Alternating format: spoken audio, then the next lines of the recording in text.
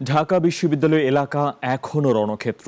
এই মুহূর্তে সেখানে আছেন আমাদের সহকর্মী জয়ন্ত কর্মকার, যুক্ত হচ্ছি তার সঙ্গে।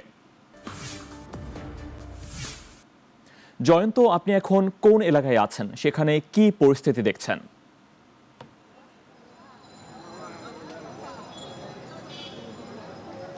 ফয়সাল, এই মুহূর্তে আমি দোয়েল চত্বরে অবস্থান করছি এবং দোয়েল চত্বরের ঠিক সামনে একটা থমথমে অবস্থা বিরাজ করছে। সেটি হচ্ছে আপনার কার্জন হলের সামনের অংশটাতে সড়কটি পুরো অবরোধ করে রেখেছে ছাত্রলীগের বিভিন্ন ইউনিট থেকে আসা লোকজন এবং কর্মীরা। তারা চেষ্টা করছে যে ভেতরে থাকা অর্থাৎ শহীদুল্লাহ হলে কিন্তু অবস্থান করছেন আন্দোলনকারী অনেক শিক্ষার্থী এবং তারা সেখান থেকে ঢিল ছুটছে বাইরে ছাত্রলীগকে লক্ষ্য করে, এবং সেই ঢিলে কিন্তু এখন পর্যন্ত অনেককেই আমরা দেখেছি রক্তাক্ত হয়েছে, আহত হয়েছে এবং তারা ঢাকা মেডিকেলে ভর্তি হতে হয়েছে, চিকিৎসা নিতে হয়েছে।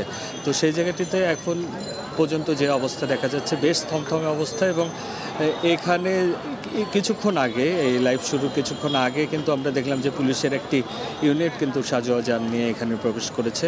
ছাত্রলীগ এবং পুলিশ তারা অবস্থান নিয়েছে এবং ভেতরে অবস্থান করছে আন্দোলনকারী শিক্ষার্থীরা।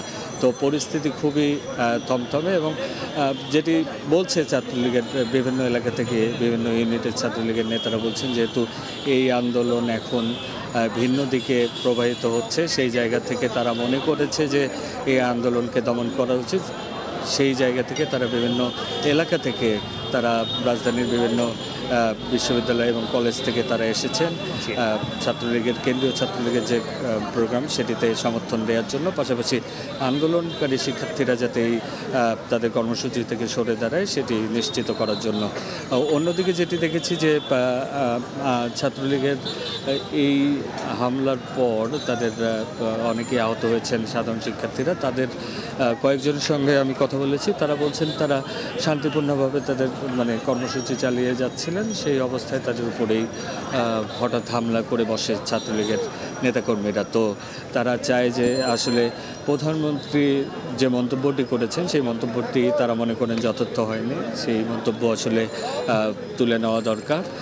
অন্যদিকে ছাত্রলীগ বলছে যে যেহেতু এটি একটি যৌক্তিক দাবি, তাদের সমর্থনও ছিল, ছাত্রলীগেরও সমর্থন ছিল, কিন্তু এটি বিচার বিভাগ এবং সরকারের তরফ থেকে এক ধরনের সিদ্ধান্ত জানিয়েই দেওয়া হচ্ছে। তারপরও যে পরিস্থিতি তৈরি হচ্ছে সেটি কিন্তু অরাজক একটি পরিস্থিতি তৈরি করার জন্যই করছে, উদ্দেশ্য প্রণোদিতভাবে।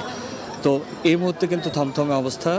ঠিক কি ঘটবে এবং আগামীতে দুটি দলই, বিশেষ করে আন্দোলনরত শিক্ষার্থীরা এবং জয়ন্ত, আপনাকে অনেক ধন্যবাদ। ওয়ালটন ফ্রিজ কিনে অনেকের মতো আপনিও হয়ে যেতে পারেন মিলেনিয়াল।